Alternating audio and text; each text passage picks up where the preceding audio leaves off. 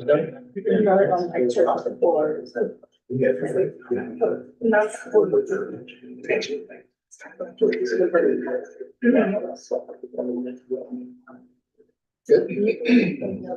Yeah.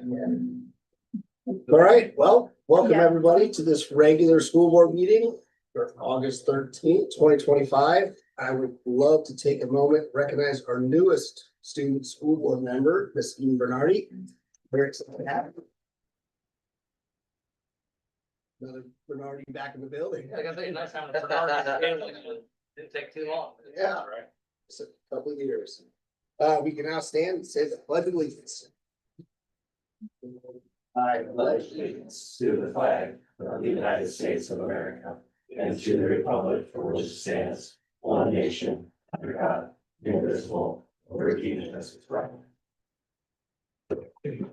Right. Oh, welcome everybody again. Been a month or so since I've been here, so I'm excited to be back. Can I please get a motion to adopt the agenda?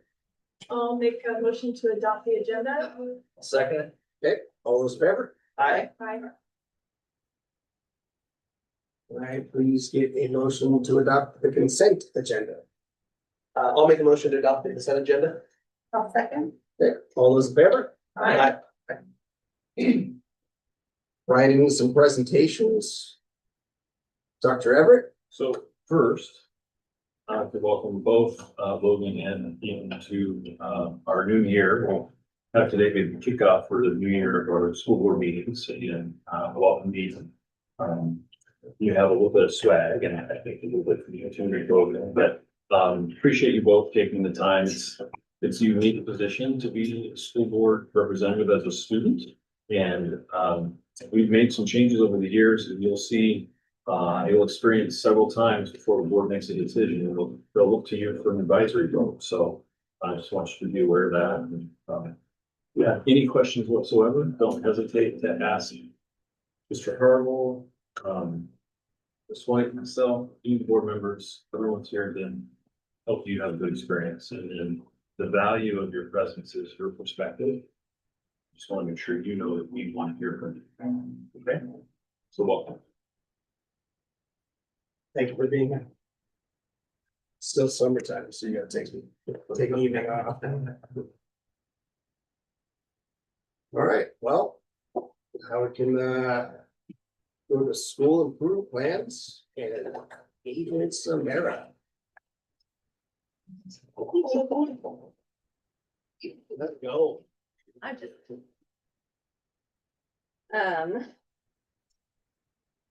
So I'm just gonna do a really brief introduction and then we'll have the teams all share their school improvement plans. But I know that you had an opportunity, Dr. Wright, to share some of the goals already during your retreat, so you're aware of some of these.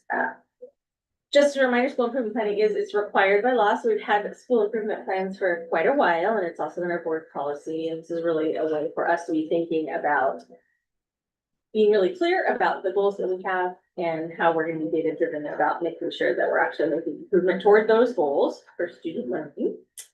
And we have done school improvement planning for a while now, but I just want to commend the teams this year. I think this is the year of the years that I've been here the most really conscientious and dedicated, the collaborative work that they've done with their teams in their buildings, with each other and support. And so these are, I think, probably some of the most robust plans that we've had. Really excited about the work that it's going to help sponsor this year. Just for your background, the work that they did all through the spring, starting in February with this, you're going to see examples of needs assessment. So what's our data showing us our students need? They identified priorities, working with their leadership teams. You're going to see of all of the needs, which ones did we identify to work on, looking at goals and strategies and monitoring plans. So you're going to see, they're going to share a little bit of that today with you. And then the thing that I want to share as well, and you see with the school improvement plans is you're looking at high priority goals that are actionable and measurable. So we're only talking about a few goals.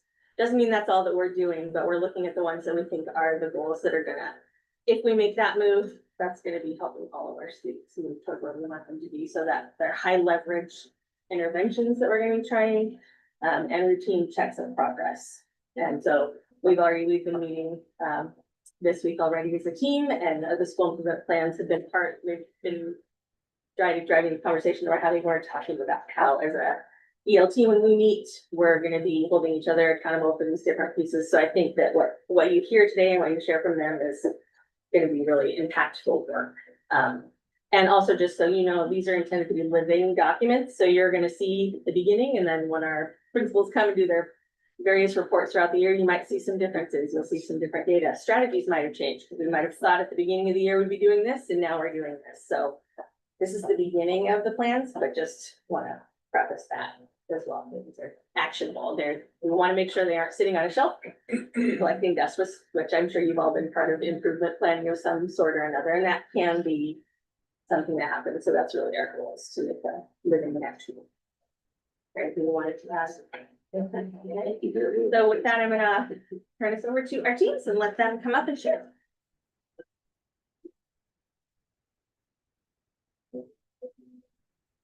Hi there, thank you so much for having me today. I'm Michelle Seidel, I'm the principal at MP3. I'm excited to share with you our MP3 school improvement plan. Today, like Adrian said, I'm just gonna share with you just an overview of the areas that we're gonna be focusing on. And there's three main priorities where our guiding coalition team came together. And one of them was really focusing on our tier 1 instruction. And for MP3, since we're a parent partnership program, we're really gonna hone on the at-home learning in tier 1. And so that's our first area. The second is strengthening our communication with our student learning plan coordinators and our parents as instructors at home. And then lastly, the third area is enhancing our students' sense of belonging and engagement. We use this data here, like our Smarter Balance, our iReady, our CED data. Those are all the things that guide our work. And that's how we develop our goals, and then we'll be progress monitoring throughout the year. And so when we do our school board reports, it'll be fun because we're gonna have action items. We're gonna share with you where we're at. When our PLC teams come and present, this is guiding everything that we're doing. When we're kicking off that three-day professional development at the beginning of the year, school improvement plan is the center of all of the work that we're doing. So those are the three goals that we're focusing on. And then we have action steps that we developed that's gonna guide that work. So one is just curriculum implementation, making sure that our parents feel supported in that curriculum, and those quarterly pacing checkpoints along the way. Family engagement has always been a super strength of MP3, but we still can always get better at that. And so we want to make sure that we're collaborating with families and making sure that they have really good at-home learning schedules, so that maximizing their time at home learning, making sure that we have progress learning along the way, and then hosting our quarterly workshops and getting the feedback from families on what is it that they need and that we can meet their needs. And then tracking that iReady data and SBA data along the way, and then also taking that CED data that we look at, and then creating our own surveys to dive deeper into, tell us more about this data that we're using so that we can get better at our work and make it better for our families. And then the last is also making sure students feel like we belong. This is a huge one. We want to make sure that every student has a trusted adult when they come to campus. So we want to make sure that students have somebody that they can check in with, that they have supportive relationships, and that we have a positive school culture. We have a student advisory committee, pretty awesome. That is going to be a really great place. I'm excited to see the work that's going to come out of that this year. We took all of last year, basically taking each one of our district strategic plan commitment and getting feedback from staff and students. And then that's going to guide our work. And so we're using that to build culture and getting input from kids and youth. Like one of the ideas is student-led clubs and activities. So getting their feedback, and then also just monitoring and making adjustments along the way, and getting feedback again from focus groups and family feedback sessions.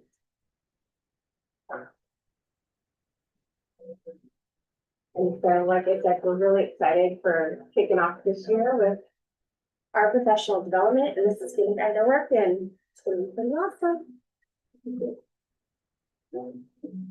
Thank you for everything you do. And the three is, like you said, with parent engagement, really special place. It's always a treat when we get invited to go. Well, you're On invited. campus. We have campus open house. I'll send you guys all invites. I know I missed last year. It's gonna be but the year before. Yeah. It's gonna be September 3rd, so it's that Wednesday after school starts. I'll send you guys all a calendar invite. Yeah. Thank you. Thank you. Oh, you can't leave yet. Yeah. There's more presentations. You gotta hang out. Sorry, funny. Yeah, Marco wants to hear all of them. Bringing him here. Thank you. Yeah, thank you. Bye. Sean, I think you're up. I think as you hear these, they're a little bit beyond what we shared in July, or what I shared in July. And then as they do their building reports and also some of the other things that they refer to here, they'll keep coming back to these, so we'll keep getting refreshed. All right, hello, everybody. Sean Dockman, principal at Meridian High School. Nameplate update. I like it, Dr. Harville. Thank you. Thank you for that. That's official now? Mhm. Really? Oh.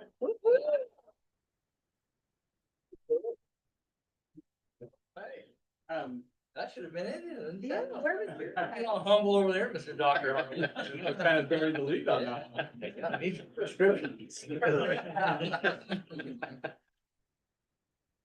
So I was really excited to engage in this work with my team. I'd not really been a part of a school improvement plan. In my career, really, I mean, maybe a little bit tangentially, but not anywhere at this level. So we really committed to our leadership team getting together for a series of 5 hour-long meetings to develop our plan. So we had everything laid out. Luckily, I put an extra week in there because it ended up taking 5 weeks. But I just kind of want to tell you a little bit about the process, since I know you've already seen the goals, and so I'll just touch on those briefly. So the meetings that we were looking at doing was to get some data, do some observations with the leadership team, and then come through and prioritize those needs and identify some gaps. This is right around there, and it's tough to remember, it's been a while, but I think that was when we needed a little extra meeting. So I was glad we had that cushion to look at the highest leverage and the priorities. And then establish some SMARTY goals for our 3 school improvement plan goals, and then develop action steps. The data we looked at was 9th grade on track, discipline data, attendance data, and then academic press data, which is, the standards and the rigor that the students perceive. So the gaps that we saw that were, it'll be really cool. I just wanted to say that I was a little bit nervous about, my staff, and I think all of our staff are a little bit hesitant occasionally about delving into the data. And so, wanted to make sure we had some really good information. And after that first meeting, they were going around looking at the data, putting up sticky notes, going through the whole protocol. And I just heard, I kept hearing them say, well, this is incomplete data, or this is the wrong data, and we could have done better there. This is, how big of sample size is this? And I got a little bit upset, and Dr. Everett knew that I was doing that meeting that morning. And so he stopped by right after, and he's like, how'd it go? He's excited because he knew I was excited. And I was just like, they just complained the whole time. But then we started looking at what they were writing and what their observations were and what they were seeing. And some of them, they were really good. What they were saying, what they had written and observed was different than what the tone of the room was. So we just got to plow right on through with identifying some of these gaps, like the multi-language learners, students from low income backgrounds, students with IEPs, Hispanic students, students of color. And so then we started to suss it out a little bit about what would be the most impactful that we could focus on. We identified on track rate, Hispanic student outcome,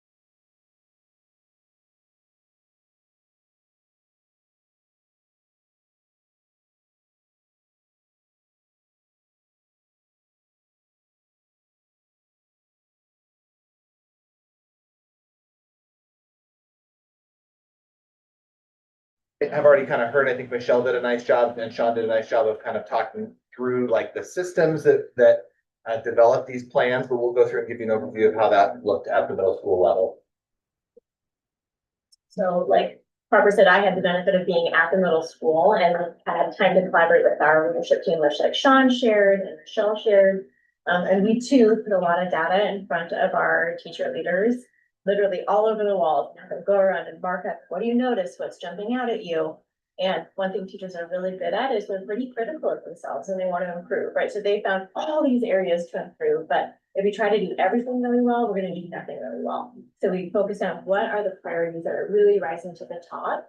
And these really shown out in that needs assessment as areas that we wanted to focus on. So there's an achievement gap that seems to just be perpetuating between students with and without IEPs.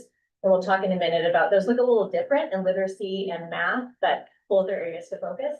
And then in our CEE data from students, we saw this negative trend in how they're reporting a sense of belonging. And so when we think about what to prioritize, if we can't get to that, we really can't get to anything else. So from that data that Jill walked through with the team, and there's posters galore all over the place, we kind of boiled this down into 3 priorities, which Jill kind of referenced there. But this idea of in English, we need to close the gap between students with and without IEPs.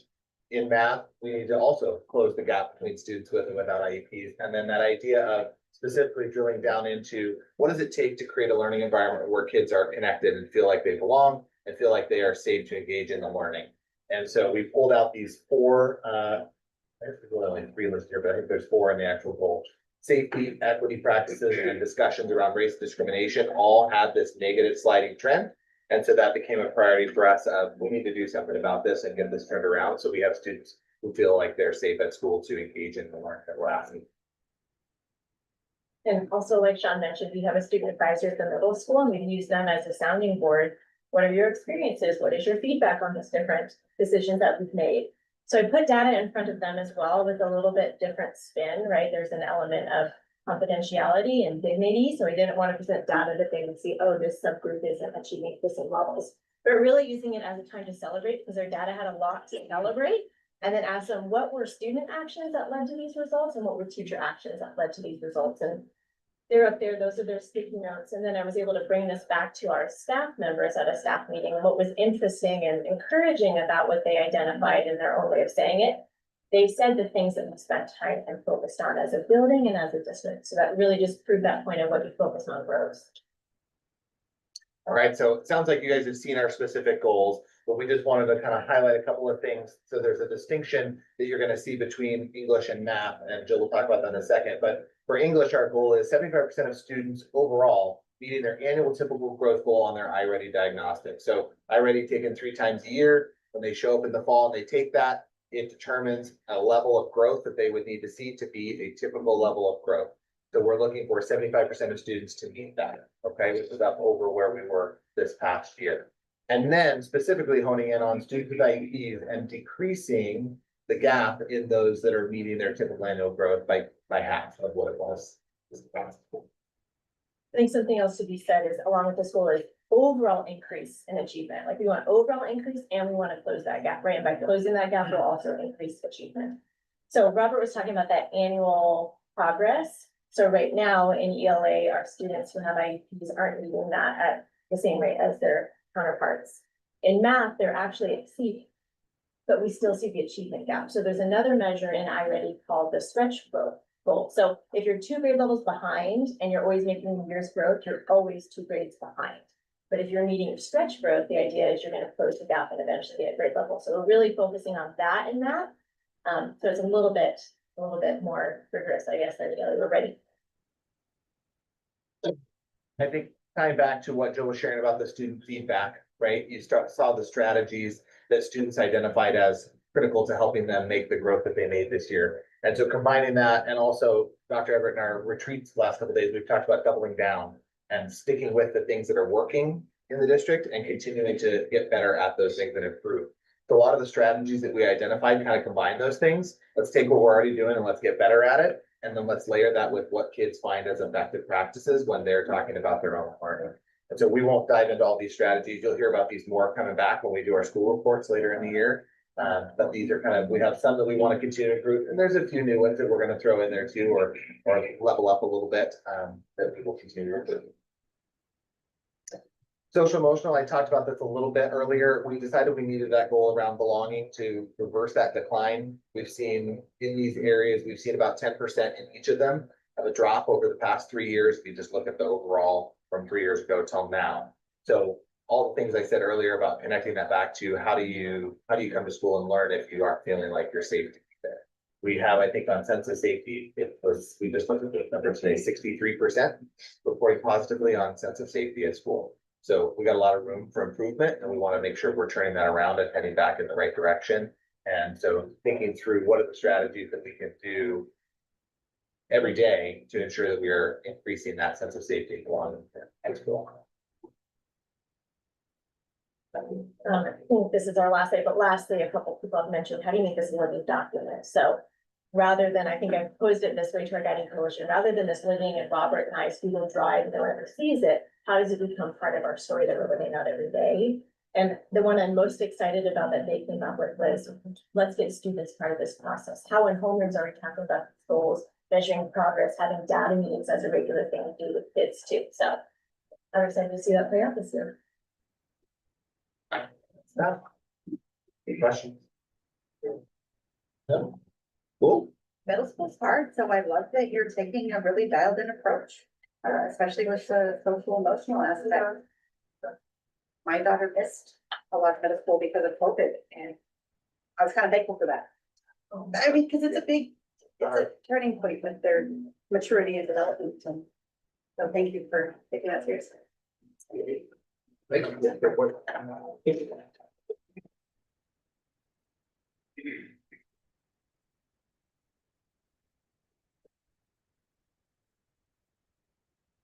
Look at that Good lovely afternoon. photo, look at that, One of our facilities folks, that's lovely. yeah, Amy Ward took a photo of it, and That needs some social media. yeah, she did a good job. It was a beautiful photo. I have it on everything practically.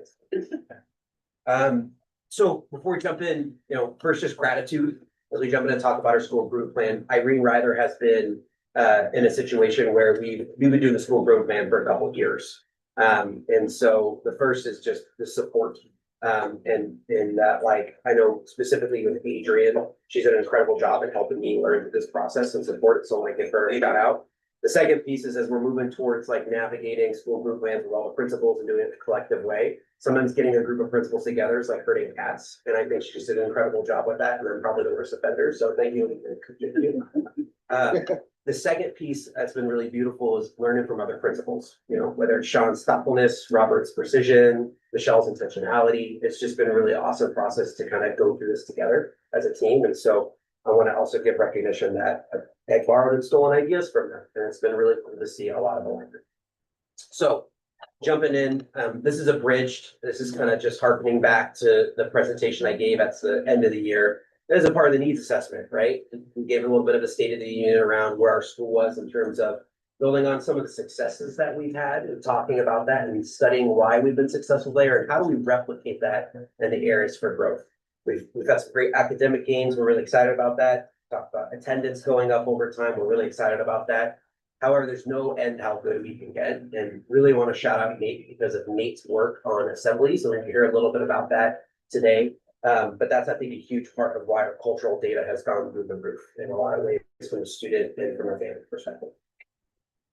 So as a part of needs assessment, we also went to some events, whether it was math family nights or multicultural night, and gathered feedback from families and students and trying to reach out and not just, we look at data, love data, I'm a data head. However, qualitative data is also very important as well. And so we spent some time a couple hours just waiting around during events that we were already doing and just asking questions about what we could do better. A lot of questions around attendance, sense of belonging, questions about academic experience. And so a lot of that got put into the thinking behind our plan. We're going to double down, similar to what Robert said, on some of the things that we've done. We've got some recognition on growing reading skills because of our approach with, science of reading and foundational literacy. Our math curriculum showed some pretty awesome results. So like I said last time, it's more refine rather than grind. And I kind of feel that trend across the entire district. And so now it's really focusing and kind of and getting more detailed. The other piece, before jumping about this, I've been really obsessed with this and kind of talking about it ad nauseum to everybody. But this work is really hard. And there's a group called the New Teacher Project that did a study with over 28,000 schools. Only 5% of schools in our country are actually closing gaps. Only 5% of the 28,000. That's how hard the work is. And that's not to discredit anybody else's work. But I think there were three things that when we study effective schools and what they do, this is what they had. If there's a strong sense of belonging, consistency and execution, and coherence. And what I'm really excited about is I'm feeling that in our district in a way that's really special between all schools and specifically at Irene Ryder and the support systems around it. So I'd be remiss to talk about an opportunity to say that I think we're really well positioned in a lot of ways because of everyone's working together. So with that, our priorities, very similar in getting that cohesion and consistency from previous years, is we are noticing that we are experiencing a gap between our students with IEPs and attendance. And so while we have 74% in good standing, our students with IEPs are more around 50 to 60%, right? And so that's an area that we want to really touch upon this year. Belonging, we had some incredible growth in our CE data. We had a 34% decrease in our office referrals this last year. However, we want another 10% decrease off of that. And so that's our ambitious yet visible goal. And from academics, we want kids to be at grade level. That's a really important metric, right? Growth is important, but both growth and on grade level is important. And so we're really looking at how many kids that we have on grade level and specifically focusing on closing gaps for our multilingual learners in the academic business. So those goals are to achieve 80% of our students in good standing with attendance. Good standing is 90% of days or more. And we want our students with IEPs to close that gap from 50% where they're at to shoot up to 70%, which is pretty ambitious and will be a challenge. And I think we can do it. Student culture, will achieve a reduction in office referrals by 10%. That's kind of our proxy. And we want to see plateauing and maintaining or improving some of our CE data as like a little bit of a side focus area. Reading is to achieve 115% median growth, which means the middle student is getting more than 115% of growth, right? And so that's a number that we've been able to achieve and I'd like to see consistency in that, and the same thing for comes our strategies. We're going to continue doing a lot of what we've already been doing. What we'd like to do is develop some more clear tier 2 plans for our systems for attendance, having attendance toolkits to support the teacher communication. Student culture, I'm gonna have Nick talk a little bit about that because that's been his baby and his pride and joy, his success. Yeah, the assistant principals got together with Adrian 2 years ago and crafted the MERIDIAN mindsets. Since then, we've been able to integrate that into our culture in classroom and as a 3 through 5 in particularly last year with grade level assemblies and social emotional instruction within the classroom. This year, we're going to take that momentum and extend it to the full school. So K through 5 assemblies and tier 1 instruction around social emotional, really clear expectations for students to be able to succeed. That's really important to us. Another thing about the tiered approach is offering extension opportunities. So it's fun to bring the self-managers in to be recognized last spring. And we're going to continue on with that earlier in the year in order to provide exemplars and a framework for students to strive towards recognition as far as positive contributions in ways that are aligned with the MERIDIAN mindsets, which are aligned with the strategic. As I say, I've been to a couple of those assemblies and I can't get my two kids to pay attention, but you can get 100 like that just to stop. And I'm like, this is amazing. So it's quite the sight to see. Yeah, quite the fifth grade class coming in too. So. Yeah, those assemblies are magic. It's been really fun to see that and see kids celebrate it. And I think that when kids see each other celebrated, I think it's really powerful in terms of just community. And I see that reflected in this data. So huge props to him for the work that he's done. And he's got some really awesome stuff in store for this year too, to kind of build on that. So I think we invite you to come by for those. Team approach and great. Okay. Academic strategies, no new curriculum, right? As of, I want to be careful. We do new things, right? We do things differently, but we're not doing any major install of new curriculums, which is going to be great. We're doing some really great stuff. We're firing all cylinders, and now it's time to really kind of get really detailed in what our interventions look like. what our tier 3 instruction looks like when a kid is multiple grade levels behind for math. And so, it's continuing to level up this year. So we're really excited about that. So that brings us to the end. Do you have any questions about our work? I think that not having a new curriculum for all the teachers to have to learn is gonna be a huge benefit for everybody. So I know that was like a big, it's always hard, but, especially at the elementary level. They're building up last year. They come into this year and just full throttle. I think that's gonna be really cool. And I'm sorry about the 5th grade class. Oh, they're great kids. You guys should come on site. Yeah. Every semester, yeah, that'd be great.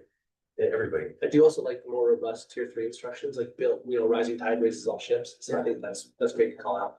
So. Yeah, we piloted some tier 3 math intervention last year and saw some good success. So we're hoping to how do we put that at scale? Right, that's always the question. So especially constraints, but that's the business. Teachers are excited. I'd love to hear more about the Meridian mindsets throughout the district. Yeah. Like, I'd love to see more of that. Yeah, you're gonna see some cool stuff. So pay attention to social media. Little plug, there's gonna be lots of content generation that Lisa's got in store for some of those assemblies and content. And so I'm not gonna let the cat out the bag right now, but we're really pumped about finding ways to celebrate kids in a very cool way. Yeah. Yeah. Good job. Thank you. Thank you.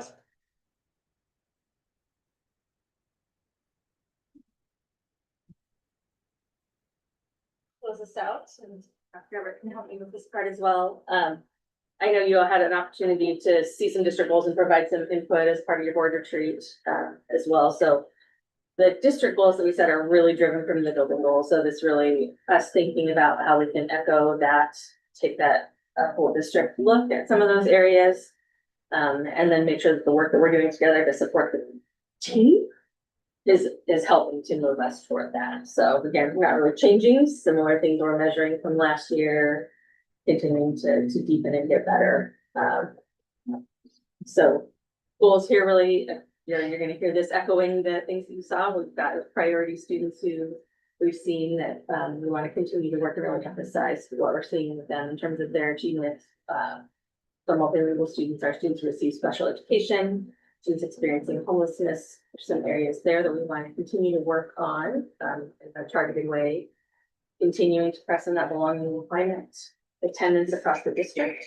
Something, Mr. Howard was really excited to start work on that. We've got some, not start work, refine and get better at the work that we're doing there. The team's been talking about that. It's been talking about that today when we were together.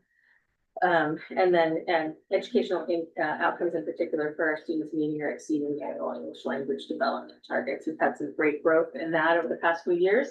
So it's continuing that overarching goals. And strategies, for the most part, the strategies are supporting the strategies that you've heard from the folks here because they're in the buildings doing the actual work. So our first strategy is ongoing collaboration and professional development for our administrative team. So we meet together twice a month. We've been talking in our days together the last couple about what we're going to commit to each other, how we want to spend our limited time when we're together so that we're really focusing on us helping each other get better at these things. And I feel like I just can't say enough about the collaboration that these folks have with each other. I think it's been really amazing. I don't know if you want to add anything. You shared a lot about that. Yeah. Mhm. I want to say something. Yeah. So first I want to thank the board for the conversation at retreat, because a lot of what you had shared as a desire, I hope to see reflected in what the buildings have shared. And what we know is that the values and the strategy for using are moving the needle. And it's going to continue to move the needle. And I think the benefits that you talked about, not doing new, but refining, correct, not running, is how we're going to continue to move the needle forward, right? And our kids are going to be the beneficiaries of that.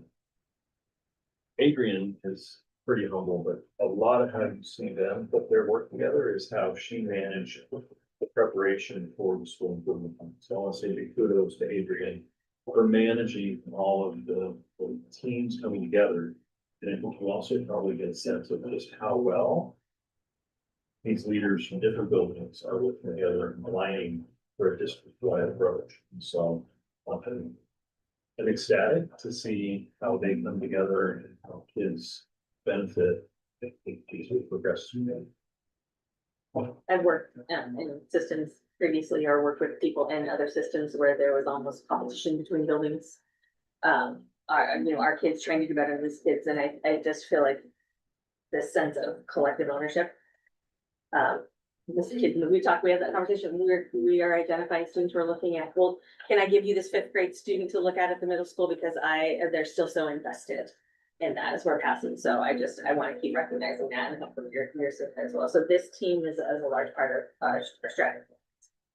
Ongoing collaboration and professional development for all of our staff. So the fact that the board has continued to support time for professional learning communities teams. The applications that we've done with the state for those waiver days for opportunities for professional development. I think a lot of people are in places now where they're having to cut professional development opportunities because of funding things, and because we have had the support from the board and the community to build some of those times in, we are not having to make as many of those difficult decisions to avoid that. We're able to leverage those times that we have together to continue the work you're talking about here. So helping our staff to really be professional development, targeting that. Support for our teacher leaderships. You've heard them all talk about their guiding coalition teams.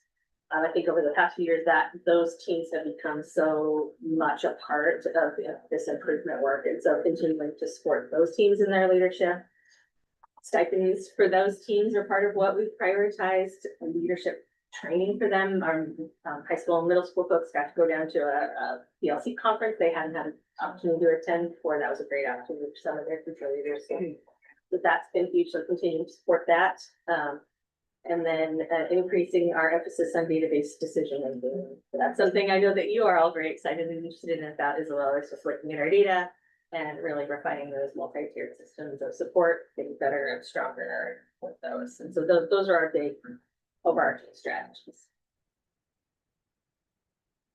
Any questions about the process in general or overall? Or I'd love to see the intentional approach, so nicely done with your leadership.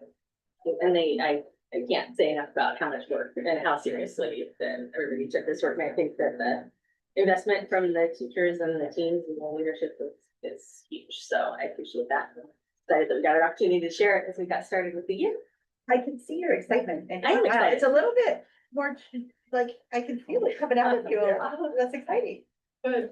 I think we've been having conversations about just how great the past couple days have been, just kind of getting everybody together around the table again, and how excited we are about where we're in a great space. Good work to do. Thank you all very much. Thank you. Thank you. Thanks, everybody. If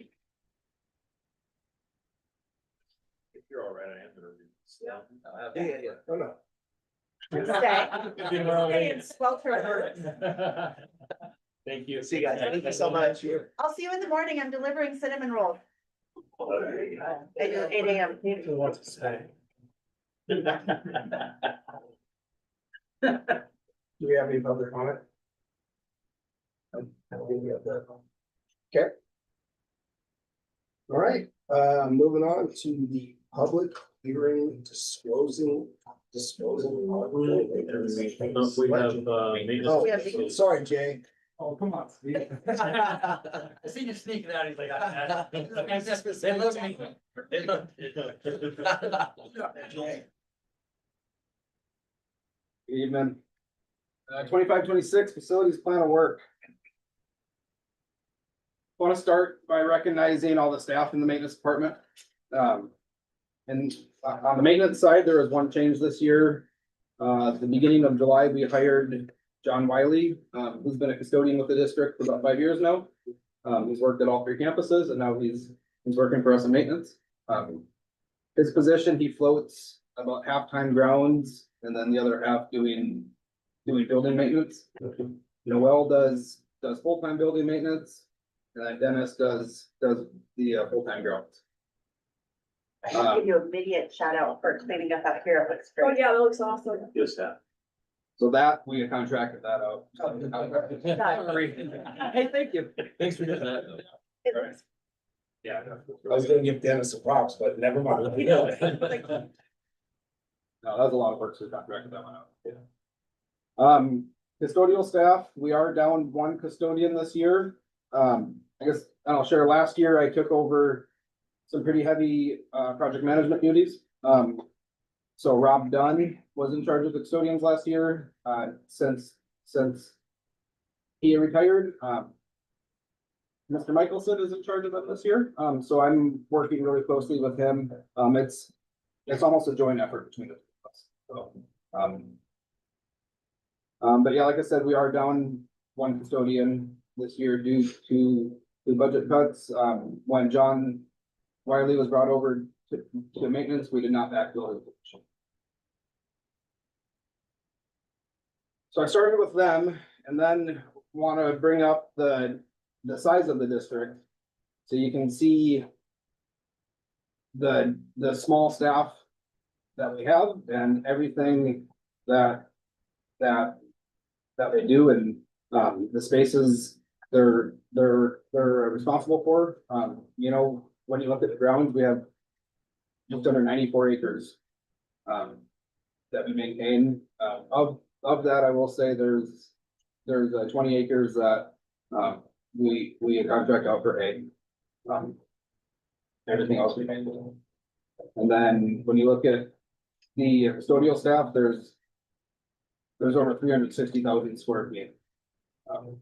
Which is no small feat for the 9 people.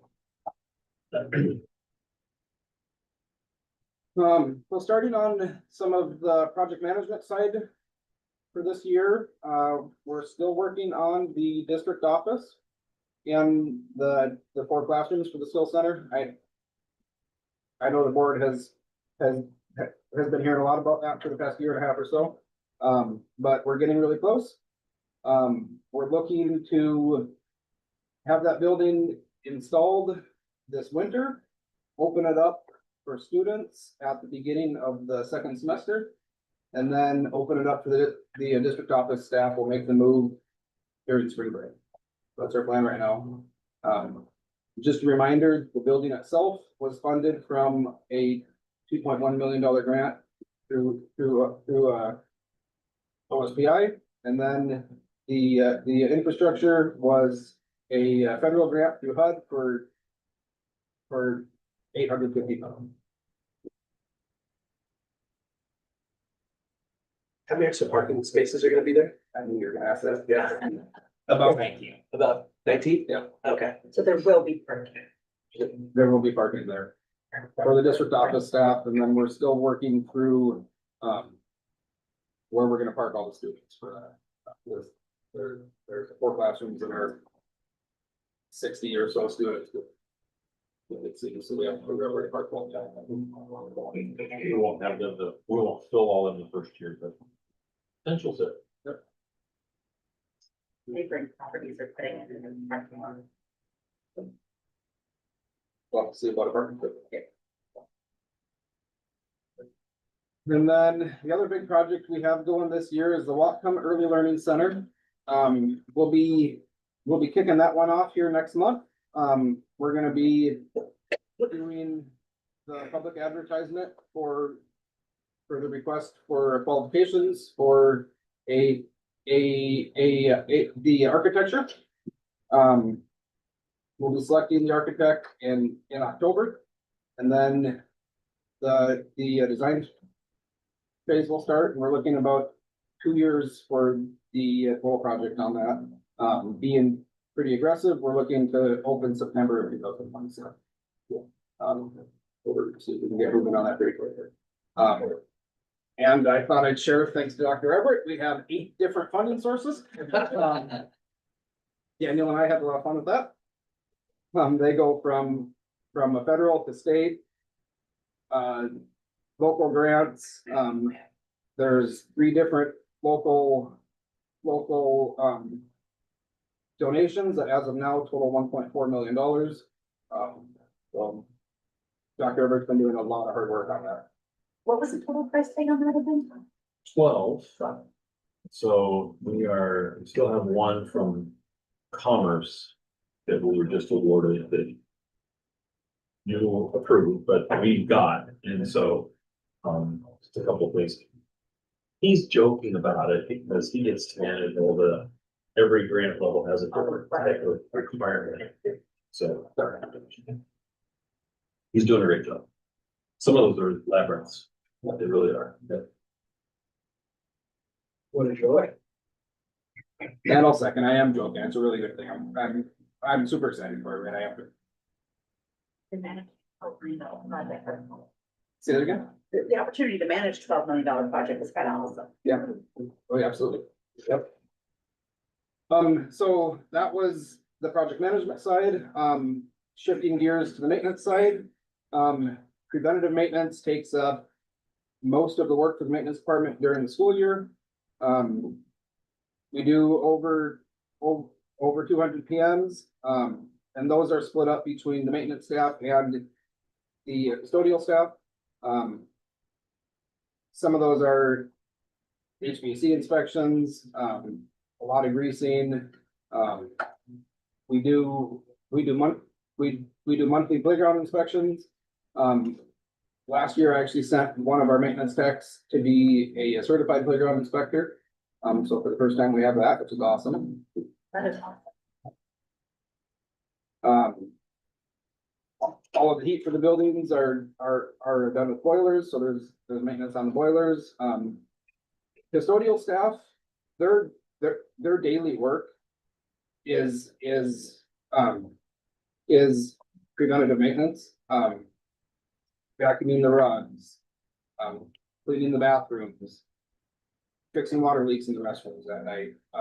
All of that stuff in the long run saves the district from having to change out the rugs every 5 years or so, right? So, every day that happens.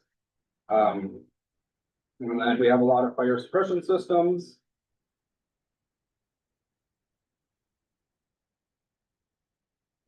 One thing that I do that I really enjoy is I do quarterly meetings with all of the building principals, to really align the work that the maintenance department is doing with the needs of the students and the building.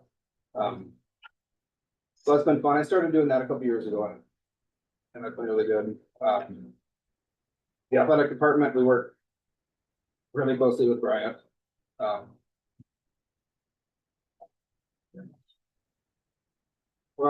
Winter weather, that we'll spend a large part of the end of October and the first part of November getting ready for the winter weather. Last year, I'm super proud to report, we did not have a single loss. And we did not have one the year before either. That was 2 years in a row that we didn't have a loss. 2 years ago, we were the only district in the county, so. It's huge. So the lot for kids, expensive things, that's huge. And yeah, and middle winter leaks will cause you to happen, you know, so seal it up that good and good job from your crew. House Bill 1257, the Clean Buildings Act, that, if you remember, I've presented on that a few times. That's where there's tiers 1, 2, and 3 for building sizes. And you have to get into a compliance for the energy usage. The high school is the first one that has to be in compliant. That'll be in 2027. So still working through the studies on that. Through energy reduction that we've done, we're right on that bubble right now. So gonna implement a few more things this year, and see if we can get down to have 1 full year of being underneath. So we can report, and as of now, we haven't had to expend any funds on that. It's just been changes in the process. So that's been really good. So I'm taking it, if there's not actually grants available or funding from the state to get into compliance or retrofitting it. Also, they're kind of twofold. There are funds available to do studies. And we did take advantage of those, of those funds a couple years ago. This brick building was the one that was gonna be the big challenge. Correct. Yeah. And it is still something we're looking at. Trying to get Congress to explain why hospitals can be exempt and public schools cannot. And so we're still having that conversation, but. They haven't budged yet. So until they do budge, we have to be, our job is to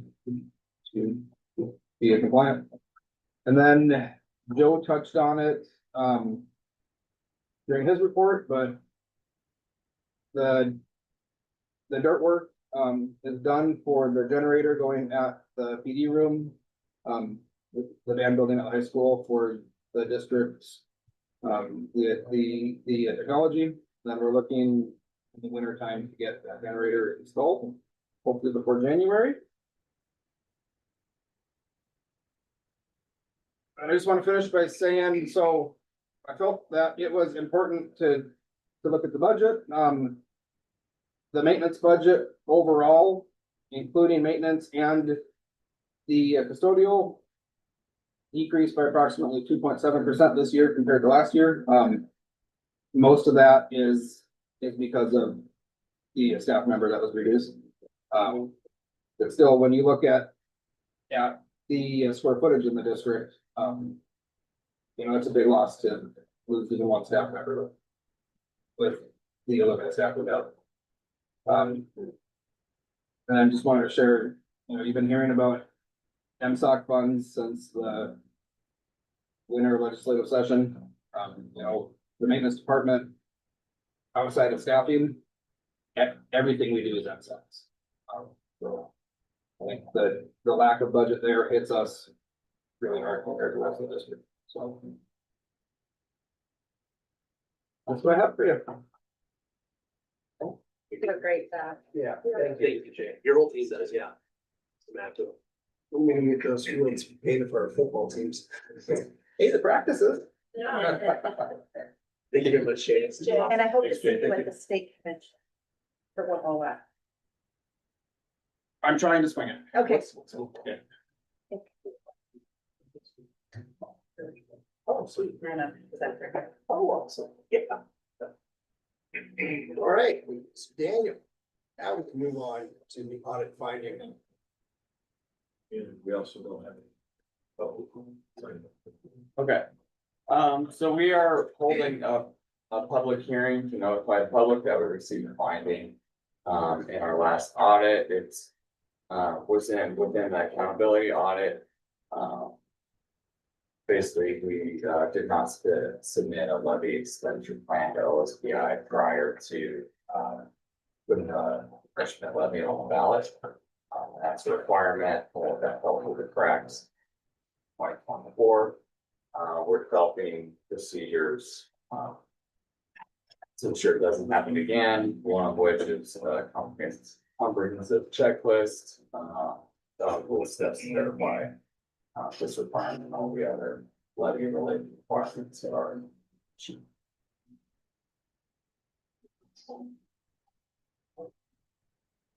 Pretty much it. Yeah. That's it. We had the exit interviews with the auditors and though this was a piece that was talked about.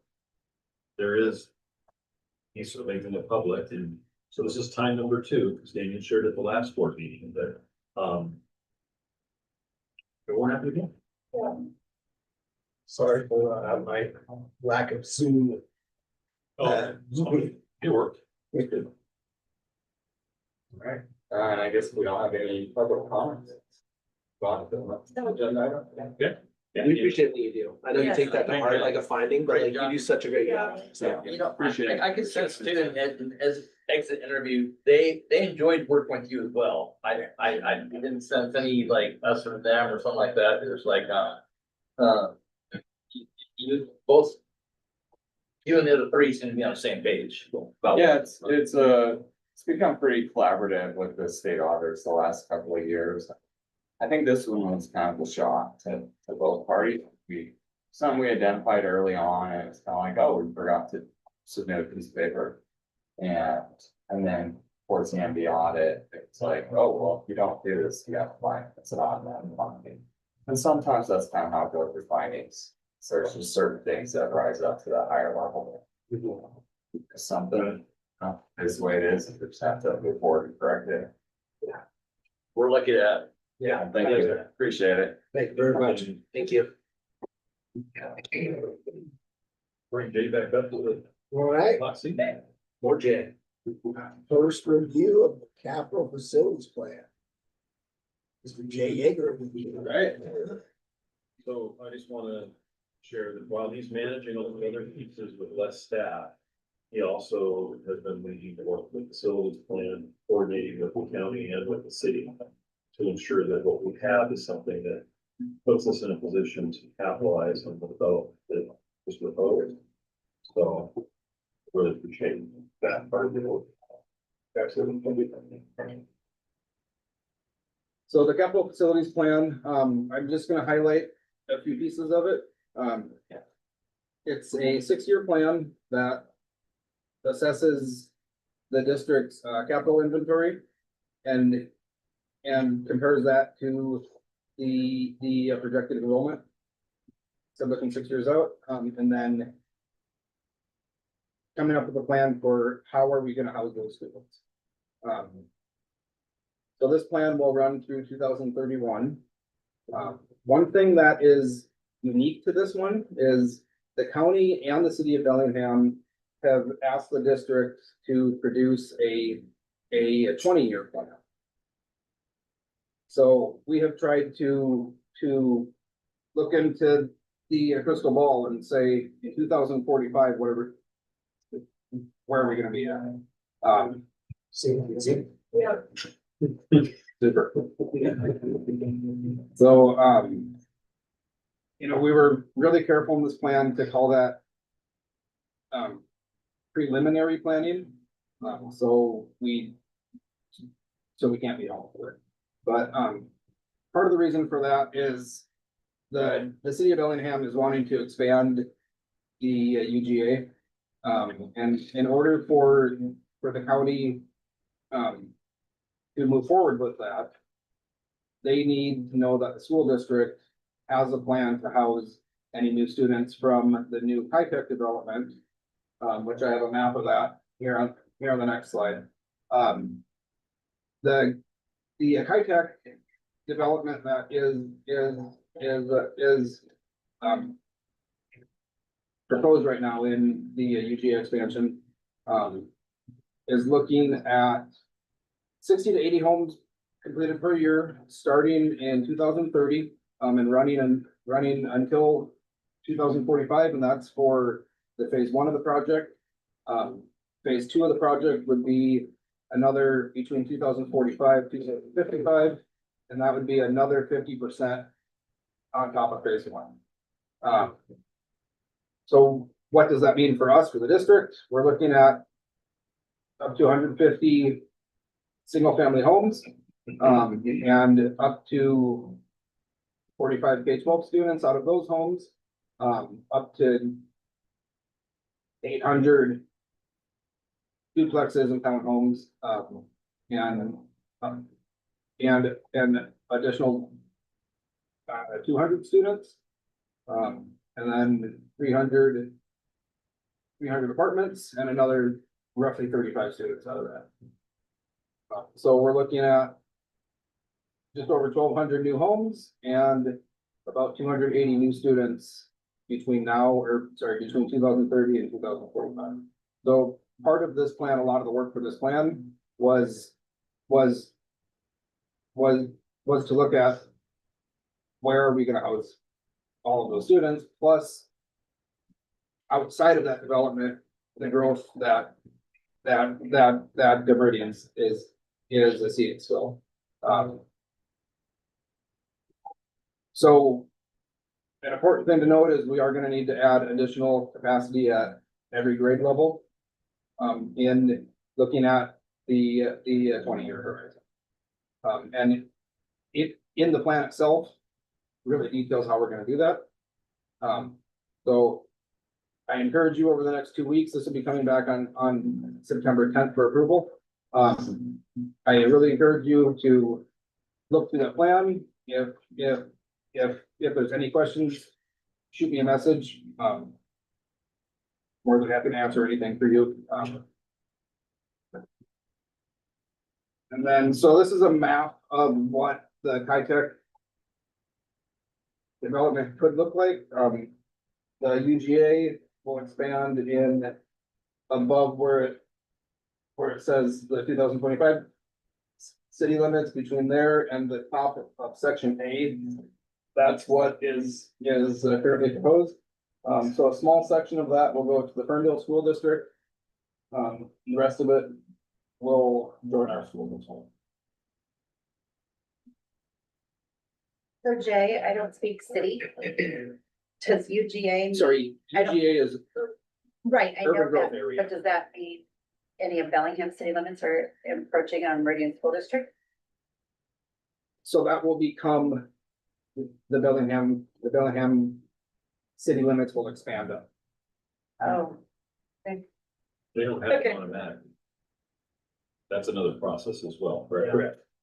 So what you will see is that the conversations Jay and I've had tangentially are, they're looking for services like you would see in the city, in this community. So that when they do get to the point of saying, hey, we're gonna expand the city, it meets all the criteria. Think about city planning, so fire, sidewalks, infrastructure, water, those kinds of things. So that's why the city is having these conversations with us, because they want their, we're gonna be able to cover many things. Shouldn't part of that say that we had to provide another elementary school within this area at one point, or another middle school? What was that originally? Part of Kitech. So I don't know what originally was, but we don't have to. One of the options we've looked at is getting land from them, and possibly putting a new primary, a new middle school in that area. Okay. So at one point, there was something that was planned, the documents were made, and then they held back, I think, because the UGA wasn't correct. Right. That's so correct. the UGA part has been approved. You don't have any input on that. The city is expanding their city limit. So the UGA has not been approved yet. The first hearing for the expansion is with the Bellingham City Council on the first Thursday of September. Either Jay or I will be attending. Yep. And so the reserve is, so right now it's called the UGA Reserve, which means it's proposed, and there are several other proposed areas across the city. Part of the proposal is this development has a variety of different kinds of dwellings that the city likes for being able to house and manage population developments as it expands. Horton Road's the line now, right? Sorry, Horton Road is the line. you would know that better than I. Sorry, the line Horton Road's the line. for Or Tremont's the line. the city limits. Yeah, correct. And now it would be go how far? But this is correct, if I may. You must, I think, isn't that, I mean, let's say city legal or something like that. Yeah, so that's the large road right here. I All can this speak up, Marty. I What can't hear you. road is that? Oh, so this is people Larson Road right here. Larson. Where I live. You're familiar with that, right? Yeah, I live there. Of course, that'll turn into 80-foot right away, so there goes my yard and everything. That roundabout is supposed to be, the lines, I see big with that. But high tech has to provide I think 5 acres for it out there. Well, so it's spoken to the room, but someplace in this section would be high tech, would have to provide 5 acres more. Now, what do we have or not? I don't think That's they're compelled. I don't think they're compelled, the city love this. So I thought they had to do it in order to develop that. I thought that was a. I don't know for sure, because I haven't been a meeting for 2 years on that, but that's the last meeting I saw. We'll be Unless you know asking, something different. we'll be asking questions about what they're compelled to do. Yeah. But my understanding is that that was what they offered at one time, but I don't know that they're required to. We do know that the city would love for there to be a neighborhood school for that kind of thing. Is Capitol better? Not Capitol. I don't know for sure. I'll find out.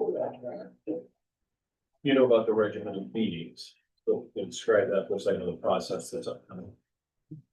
So, for the city to approve the UGA, it's a process of 3 public hearings. Like I said, the first one is the first Thursday in September, and they finalize in February. And at that point, after that, then the city council will vote on the expansion. And we are going to be, as a district, we're gonna be represented alongside the city throughout this process. Chris Behe is the planner of the city. Oh, that is. Chris has been instrumental to work with over the past year. He's really making sure that the district has a stake in this. And one of the things that you'll see in the plan is we have mentioned that we expect the developer to mitigate the cost for the district to house the extra students. Now, that means that they could mitigate up the cost for up to 280 students, but that doesn't cover the cost for a school. So as we grow, there's still gonna have to be a bond, right? There's still gonna be expansion. But some of that could be mitigated from kind of. That'll be our stance. But what Right. if, but what if we don't wanna grow? What if we like our small community school? I'd say if that's how the board feels, then the board should show up at meetings. I mean, I just wanna know, like, what is our input on this? You know, there, people choose Meridian because it is a 1A school. This is the only UGA that's affected us, but there was an area on. The lake on the other side. Yeah, over by King Mountain area that's also being proposed, but maybe not your meeting, maybe it's starting in September 21st. I don't know, we can share some of that information. If you add 1,200 students to Meridian, that takes us from a 1A school to a 3A school. That's 280. So 1,200 homes, 1,200 homes. 280 students By 2045. over the next So 20 years. It's not gonna be an overnight thing. It's gonna be a slow piece. I think the other thing I would have the board consider also is the assessed value that this would bring to the district as well. So there are lots of things to balance, to think about.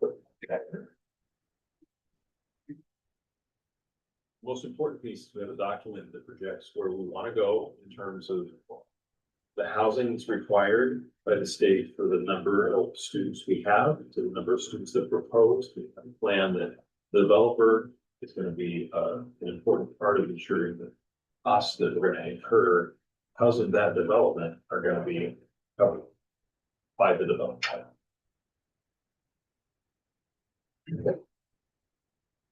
Okay. Yeah, any questions between now and the next meeting, please reach out. Okay. I think because of the nature of this item, it'd be great to get those questions by the weekend before so that he can respond to them in this form before a vote's taken, so that. Yeah. They're probably satisfied. That's fine. Okay, Awesome. thanks. Thanks, Jay. Thanks, Jay.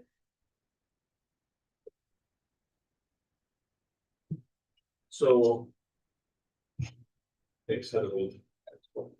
Yeah, so while Dr. Harville is getting set up, I do want to take a moment and congratulate him. It is a 4-year process. You did 2 years on the certificate and 2 years on the doctorate, right? For the superintendent, 2 years and then, yes. Yeah, and so, I think it's great that we have examples of continuous learning. And it's also something exciting for the growth that Adrian is having as well. She's in her second year of her doctoral program, so also finish next year.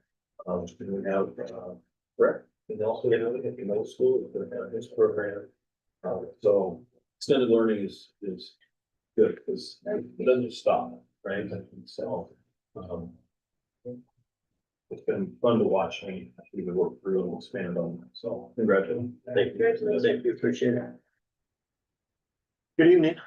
So at the last board meeting, I shared that we were gonna start upping the number of policies and procedures. So we did by one or two compared to last time.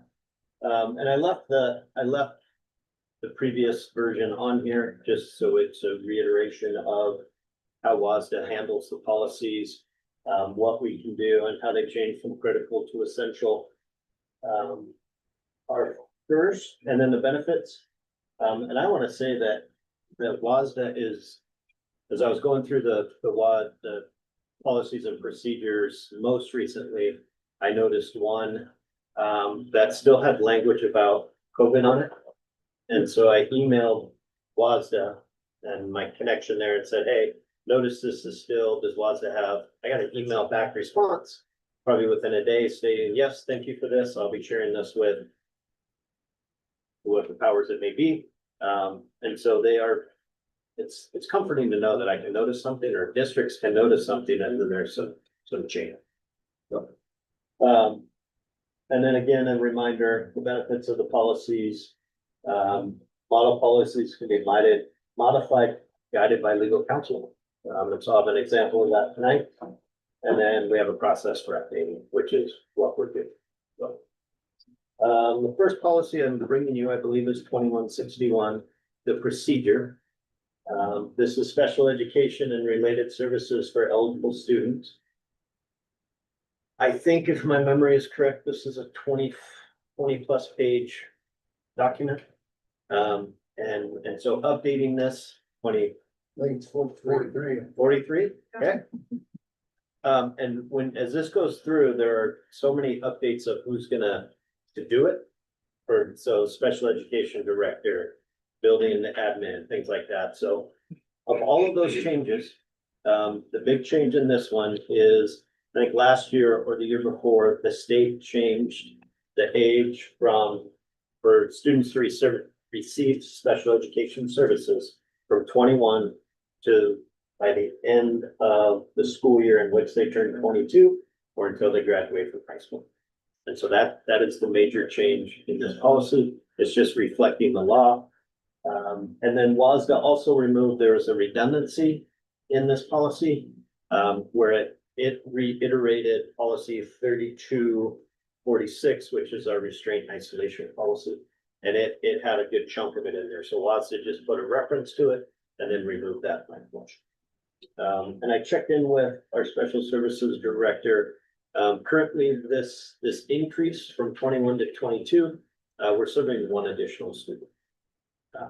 So it's a benefit to the student, and they're entitled to all the services provided by special education.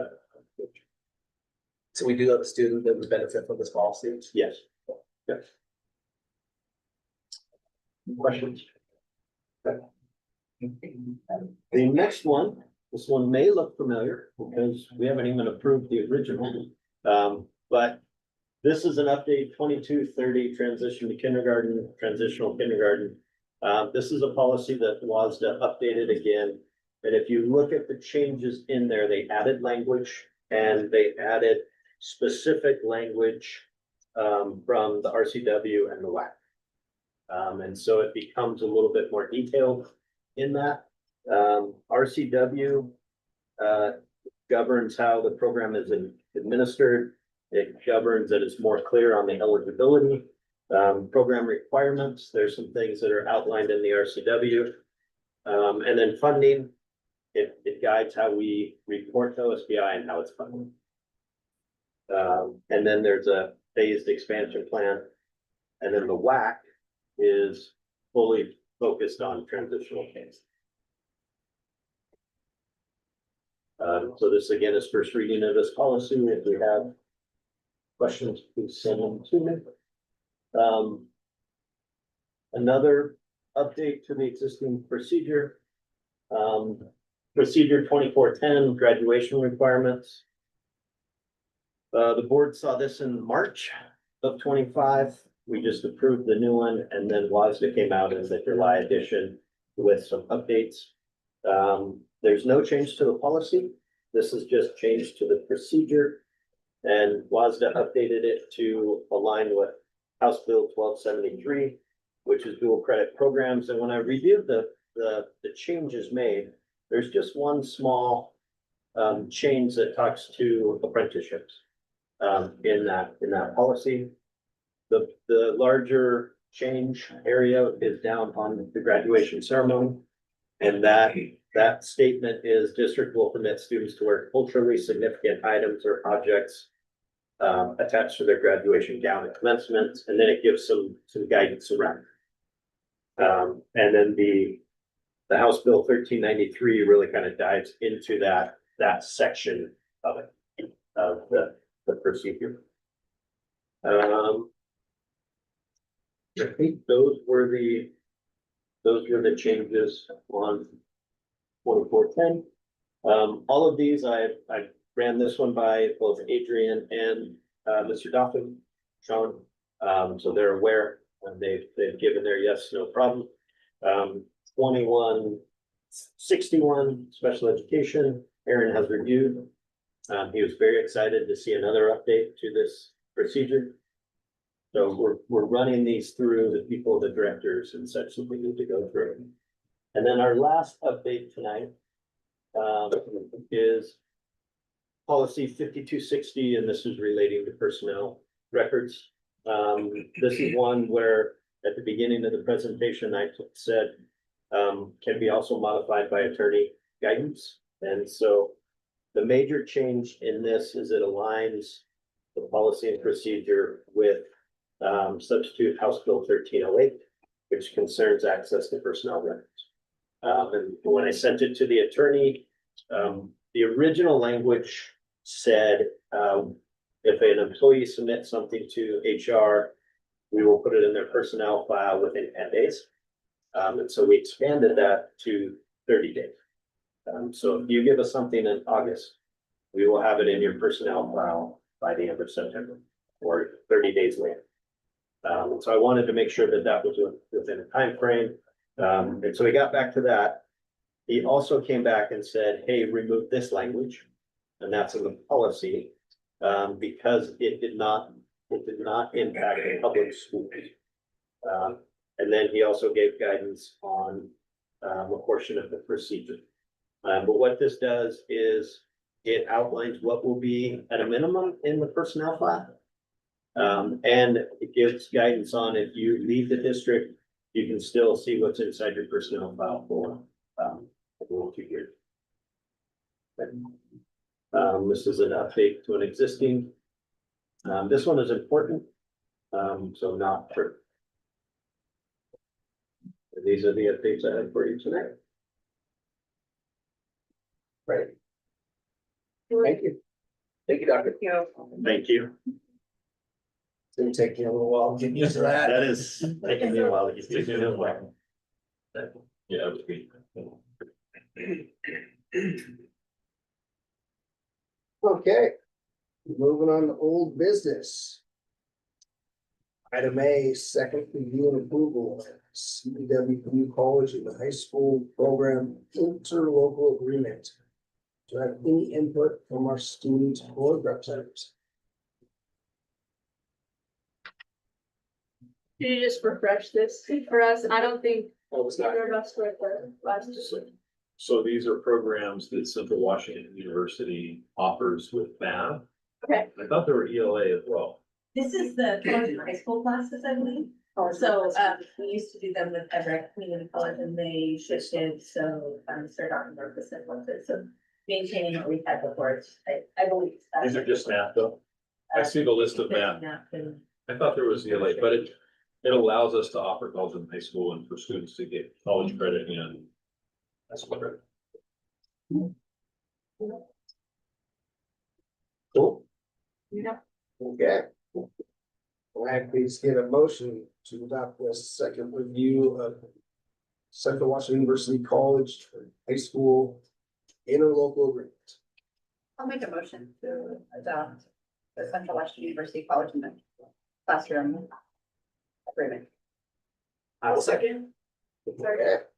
All those in favor? Aye. Aye. All right. Second review and approval, policy and procedure 4130, Title I, Parent A, Part A, Parent and Family Engagement. We have any input from our student board representatives.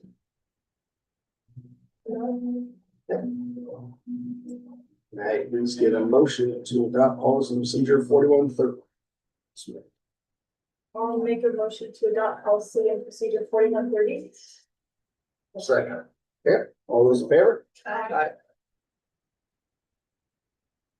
Okay. Second review and approval, policy and procedure 6801, capital assets and theft sensitive assets. Right, any input from our student board representatives? Okay. All those in favor of policy and procedure 6801 as presented? Motion, sorry. I get a motion to approve. I'll motion to adopt policy and procedure 6801, capital assets, theft sensitive assets. Okay. Okay, all those in favor? Aye. Okay. I know, in a month. My bad, superintendent's report. All right. Couple of quick things.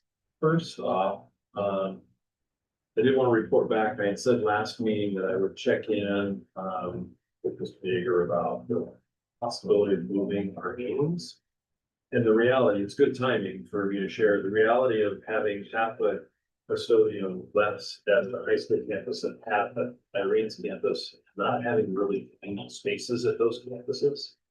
My recommendation is we'll hold off a year. Let's see how we do on our staffing and come back to that. Recognize and understand the desire, but at the same time, as the middle school also an added benefit continues to be a conversation. It's not a bad thing to have the public. So thanks for the conversation.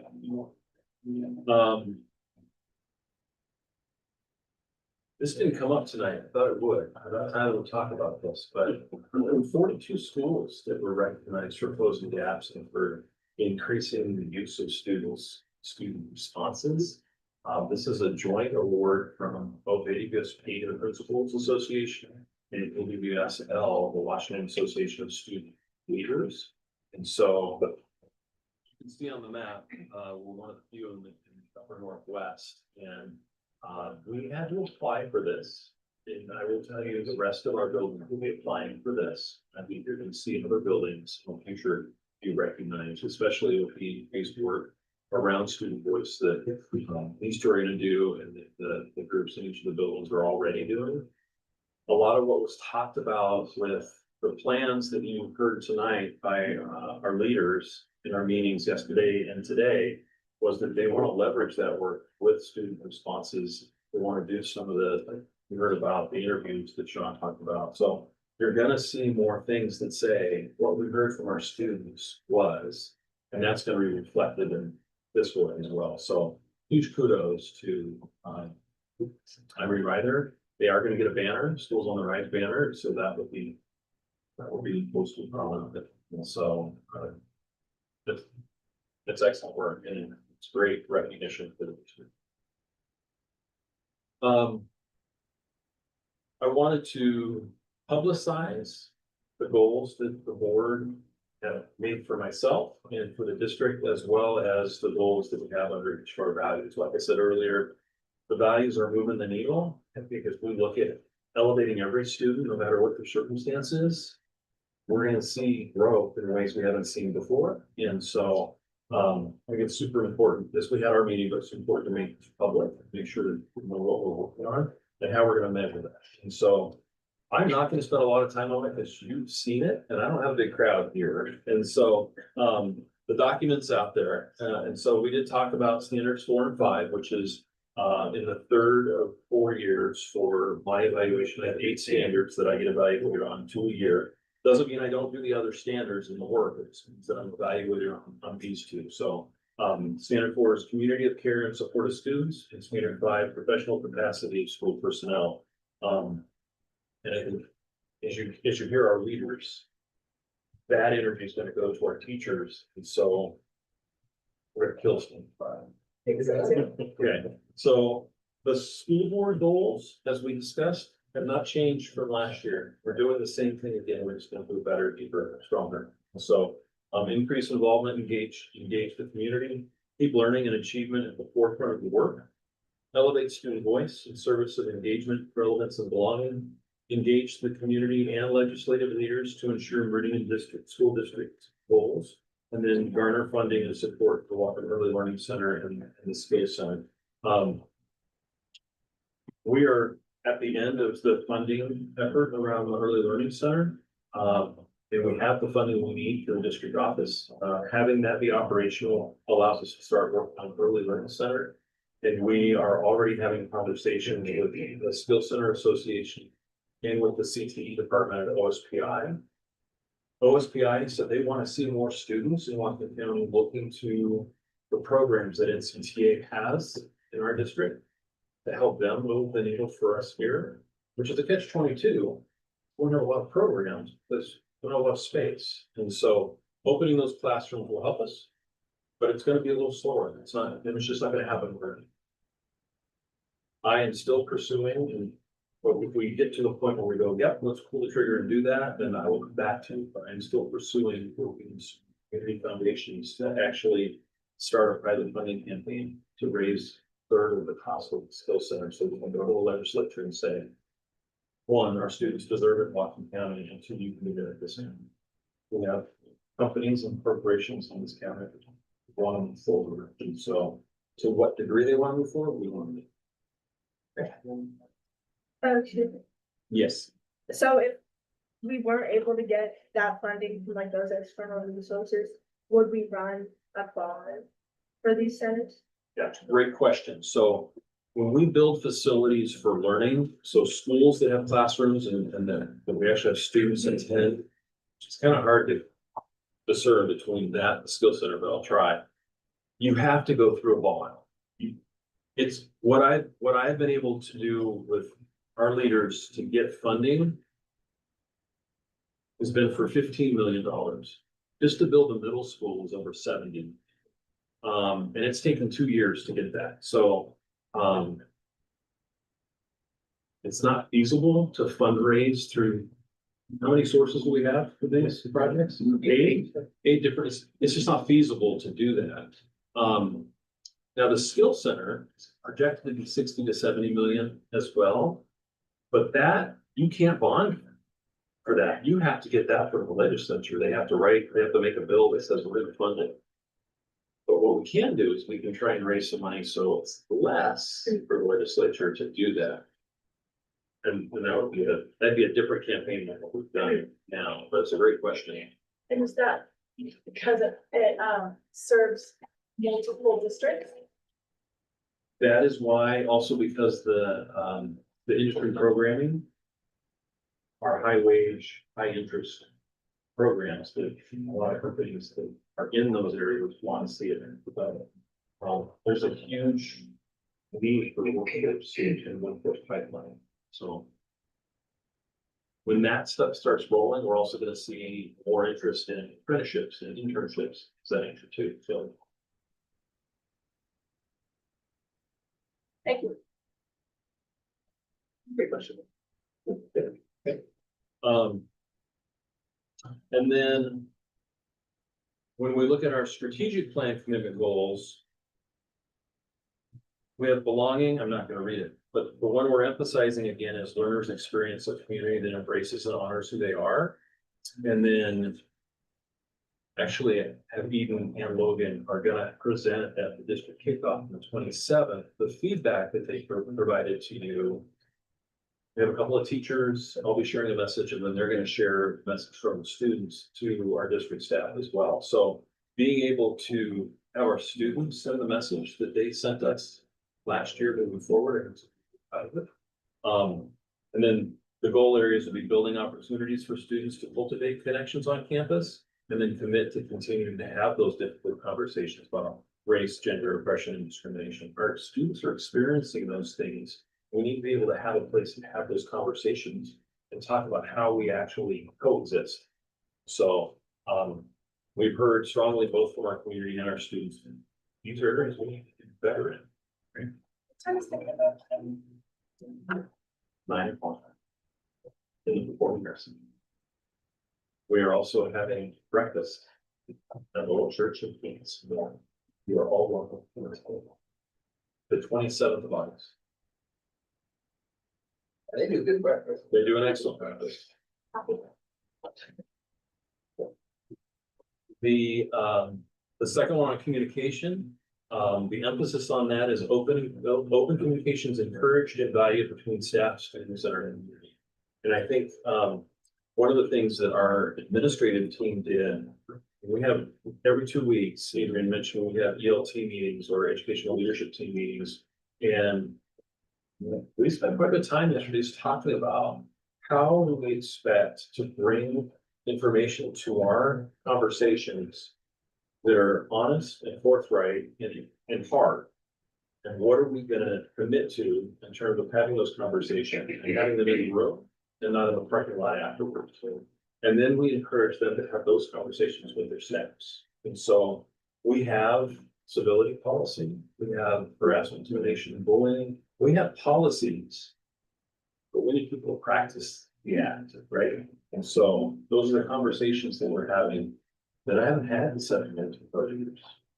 It feels really good. And so when we talk about how we're gonna do that as a system, what we're looking for is how are we gonna see that reflected in each building?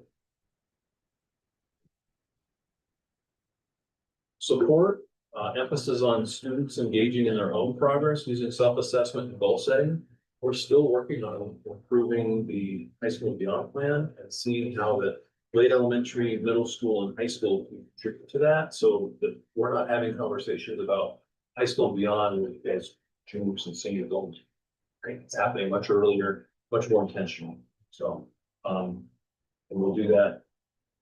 Reducing the discrepancy in achievement. You heard that tonight from all of our buildings. Increase student growth for all students, and our priorities, particularly our priority students, and then increasing staff skills by using data to target and inform student interventions. You didn't hear us talk about multi-tier system for support tonight, but that is a major focus for us. That's that idea that all students receive first best instruction for tier 1, and there's a smaller percentage of students who may need additional help and interventions. 12 to 15%. And of that, you might have 3 to 5% who need more intensive. Everybody can do better in recognizing the need and providing those interventions. So you'll hear more as we move forward how we're approaching multi-tier system. It's a progression for us as a district, but it's also a requirement by state law as well. So and it pairs really well with field sits. So the work that we're doing every week, and then you're going to get presentations on, pairs well with those tiers of support. If you talk about a particular teacher on a team taking the number of students who need this skill set better, that's part of that. Wellness, emphasis is that students are taught strategies for emotional regulation and problem solving. Good for some adults too in society. But we start with our kids. How do we manage things that don't go the way we plan? How do we work with that? So increasing attendance rates. If our kids aren't here, they're not learning. Stop. You need to be here. And so when we see students that are absent because even when they're excused, we're gonna call and say, yeah. It's okay if they go, yeah, we arranged it. That's fine. But we just want them to know we want you here. There's lots of research too that says, as a student, you're gone, it affects other learners. It's that community piece as well. So we'll be increasing that conversation as well. Are underclassmen allowed to have buddies that are upperclassmen? So if they're missing, they're allowed to reach out and say, hey, missed you today. Or is that more of like a different thing? There's nothing that can't be done that way. I would want to have you talk to Sean. Maybe we could talk about high school. But I also know we have different groups emerging, we have Global Action, we have our leadership, we have our other clubs. I just would have you have that conversation with him. Yeah, but anytime that we can introduce opportunities for mentoring and support. It's a great idea. There. The last one is strengthen behavior expectations and systems for responding to unexpected behaviors and bullying. Kurt, can you take a second and speak to, I'm sorry, I didn't warn you, but you went through a pretty extensive matrix today talking about behaviors and along whether it's discriminatory language, harassment, intimidation, discipline, things like that. Can you just like 3 minutes on the progression from last year to this year and what the plan is? Yeah, last year we worked with our assistant principals and at the time, Robert, one thing I've learned about Robert is he is a master at spreadsheets. And he and Daniel are on the same level. And so what Robert did was he created we'll call it the discipline matrix. And so it aligns with our student discipline policy and procedure. But what it does is last year we kind of put it together and for harassment, for if you do this action, we're gonna do this restorative practice. We're also gonna have this behavior modification plan in place. And it goes everything from a lunch detention to a conversation, to a suspension, to a long-term suspension, to an expulsion. The piece that we really worked hard on last year was the discriminatory language piece. And we've heard from students and we've heard from parents, we've heard from staff that they're hearing these slurs and this language and they're not quite sure what to do with it, as well as the building admin and really everybody's kind of, what do I do? And so we worked really hard last year to kind of develop a plan. And so we have our discriminatory harassment plan, which is based on, say, there's a whack on those things. But so Robert and our team really worked hard with Adrian and Potential Unleashed to come up with this. Here's our steps for discriminatory harassment and discriminatory language. And it starts with, everything starts with the conversation. And then it ranges from there. And so it will be when I bring the student discipline policy and procedure to the team, to the board, this will be embedded in it. And so you'll be able to see it there. But it's been work that really has been the assistant principals have been spending time on. And now the principals are working on it. So it's really becoming a team effort. Do we have any aspect of that can trickle into social media? As being a parent of a high school student, she tells me and shows me what's happening, and a lot of it's on social media. Yep. I don't know about classrooms and hallways, but. So I'm taking that two ways. So one, I think you've heard multiple times how fortunate and in hiring Lisa, Director of Communications is. And so we met with Potential Unleashed last February, March. It was March because I was thinking, okay, we can implement this right before spring break. And she had a very zero tolerance policy. If this, then this, and there's no in between. And so we want to get there, but you have to build capacity. And so we said, okay, we talked to the principals and said, hey, they would rather roll it out and have it ready for the fall. And so Lisa created some community messaging last spring that went out and we got positive feedback from. And the other piece that I'm going to say social media is if it happens on social media by students and then impacts school and the educational environment, then we have the ability to take that falls into actionable. So I'm really excited. You've heard Adrian talk about it. You heard Dr.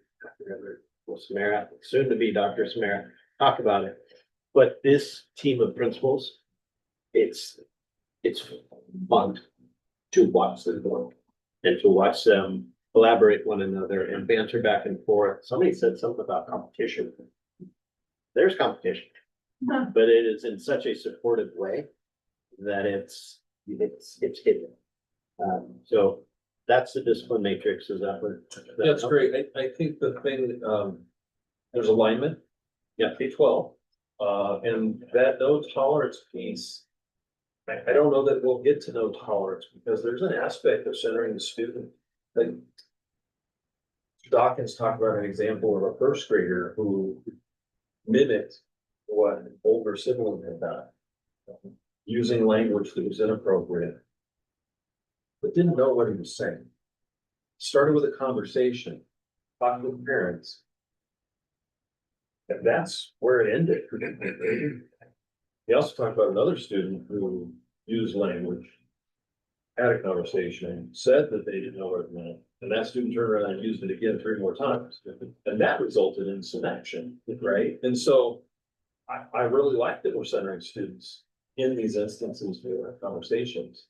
But we're working from the same program to say, we're gonna look at the action, discover exactly what is the context of it, and then we're gonna apply some correction.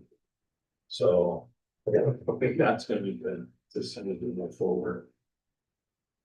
All the way through the system. So you leave one building, come to another building. Criteria doesn't change. Meridian mindsets are the same. Right, so they're speaking the same language. And then to add on that, the other piece that we talked about was giving, when a staff member hears it in their classroom, not all staff members know what to do or feel empowered to do it. There's a reason administrators are administrators, because they feel more emboldened sometimes when they've gone through the school and things like that. So the other piece we're working on is a toolkit for staff. When they hear it, they can interrupt it.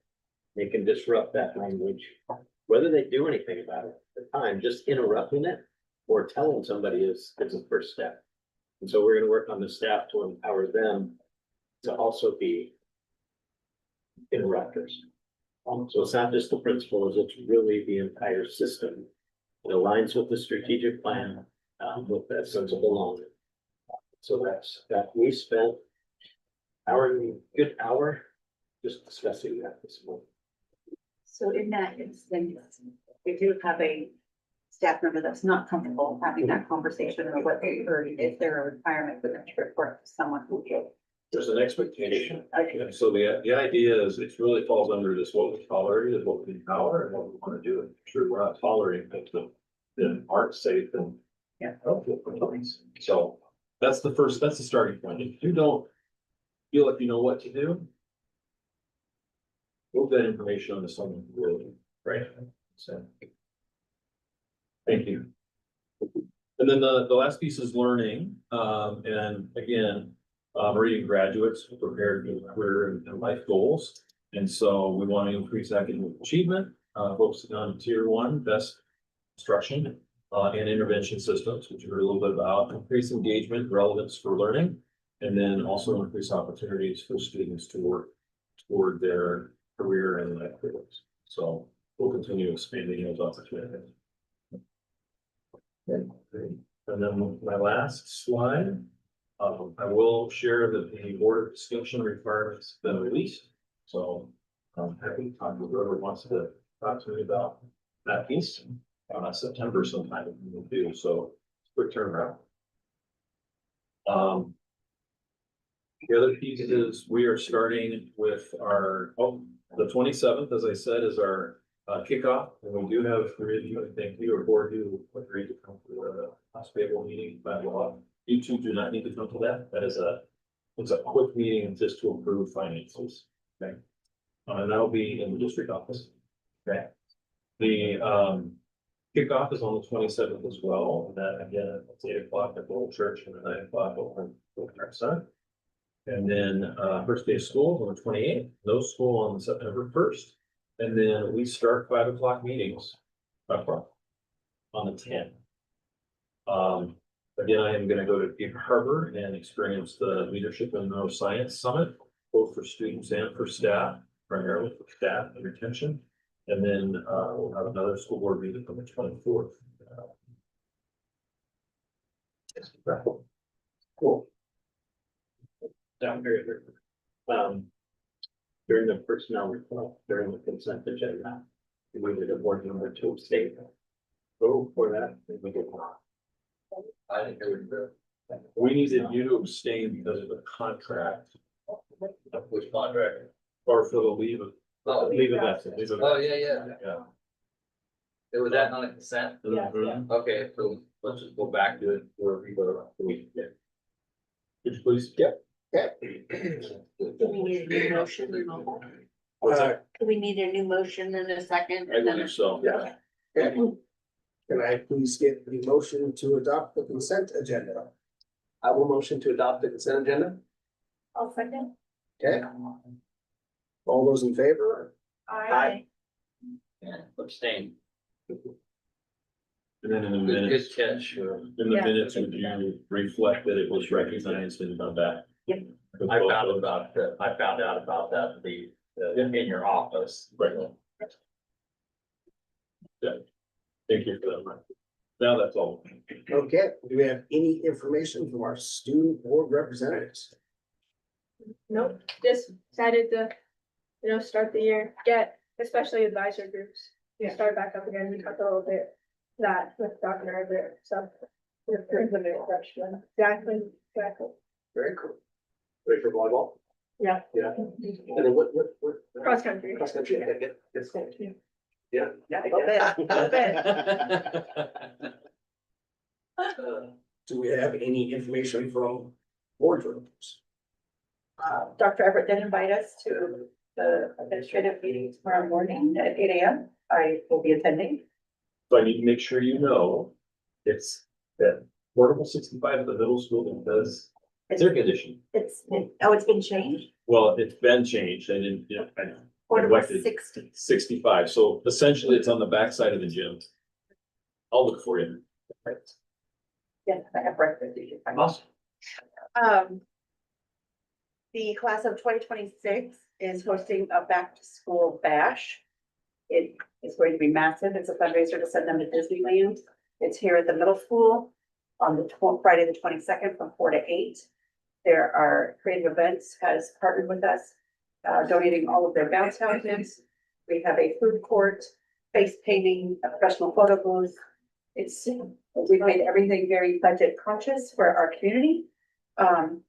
So it's $2 to bounce and $5 for a meal. So we've kept everything very reasonable for families who may or may not have had the opportunity to live there. Their students still get to come back. And then we also felt it very important to host it at the middle school because we want to show that positivity and that excitement here on this property. And then Friday is the Rooster Athletic Golf Tournament, where there will be thunder and lightning and 1.5 inches of rain. So look for me there on hole 2. And then, yeah, it's gonna be awesome. Yeah, you're right. I think that is it. So lots of fun community stuff going on. With or without the weather. All right, well. We can sign some official documents and adjourn.